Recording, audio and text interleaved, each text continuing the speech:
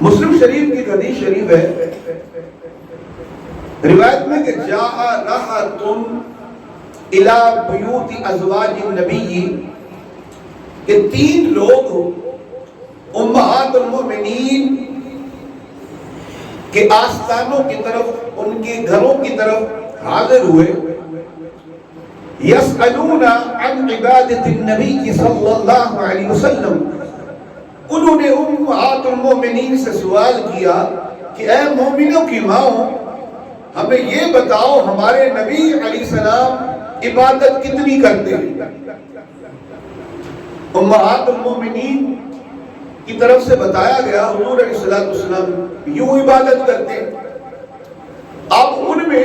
جو لوگ 3 آئے تھے، انہوں نے حضور کی عبادت کا سن کے آپس میں مشورہ کیا کہ دیکھو حضور تو حضور ہے، سرکار تو سرکار ہے، ہم ہیں امتی، حضور کہاں ہم کہاں، آج سے ہم تینوں اپنے اوپر یہ بات لاگو کرتے ہیں۔ کیا؟ ایک کہنے لگا اب میں تو ساری رات نفل پڑھوں گا، دوسرا کہنے لگا میں تو اب ہمیشہ روزے رکھا کروں گا، تیسرا کہنے لگا بابا میں تو اب نکاح نہیں کروں گا۔ یہ بات حضور علیہ السلام کو خبر ہوئی، میرے نبی علیہ السلام ان تینوں کے پاس تشریف لائے، آپ صلی اللہ علیہ وسلم نے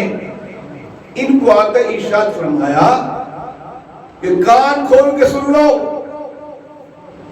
تم سے زیادہ اللہ سے ڈرنے والا میں ہوں، تم سے زیادہ متقی میں اللہ کا رسول ہوں، میں بھی عبادت کرتا ہوں، راتوں میں نفل پڑھتا ہوں اور کبھی سو بھی جاتا ہوں۔ یہی اسے سمجھا رہے جو کہتا بس اب تو ساری رات لگے رہیں گے نفل میں۔ حضور نے اسے کہا کہ میں سب سے زیادہ اللہ سے ڈرنے والا ہوں، اور میری کیفیت مبارکہ یہ ہے میں نفل بھی پڑھتا ہوں، راتوں کو سو بھی جاتا ہوں، میں روزے بھی رکھتا ہوں، کبھی نہیں بھی رکھتا۔ وہ جو کہہ رہا تھا میں روزے رکھوں گا، اتنا ہی نہیں، وہ ڈرے ہوئے تھے۔ تو حضور تنبیہ کر رہے ہیں کہ میں اللہ کا نبی ہوں، میری کیفیت مبارکہ یہ ہے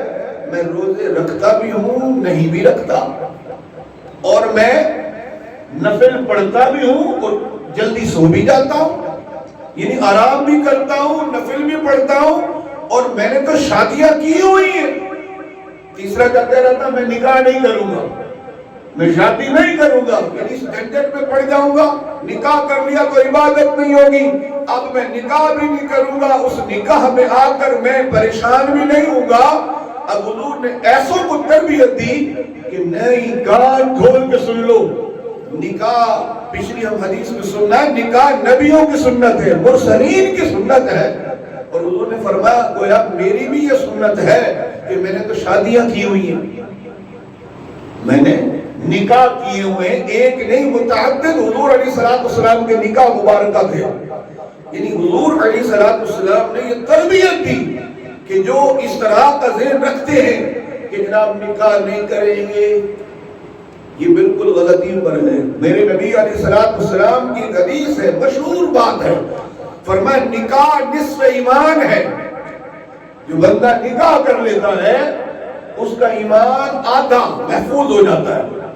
یعنی یہ آدھا ایمان یہی ہے کہ بندہ نکاح کر لے، اور نکاح کرنے کے بڑے فائدے ہیں۔ سب سے بڑا فائدہ تو یہی ہے کہ اللہ کے حکم کی پاسداری ہے، اللہ پاک جل جلالہ نے جوڑا بنایا ہی اسی لیے۔ قرآن کریم فرقان حمید میں اللہ پاک نے میاں بیوی کے بارے میں فرمایا کہ یہ بیویاں مردوں کا لباس ہے، مرد اپنی بیویوں کا لباس ہے، یعنی اے مردوں تمہاری عورتیں تمہارا پہناوا، اے مسلمان عورتوں تمہارے شوہر تمہارا پہناوا۔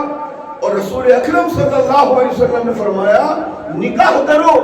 نکاح یہ آدھا ایمان ہے۔ کتنی بڑی بات ہے، اور اس کے فائدوں میں ایک عظیم فائدہ یہ بھی ہے بندہ گندگیوں سے بچ جاتا ہے۔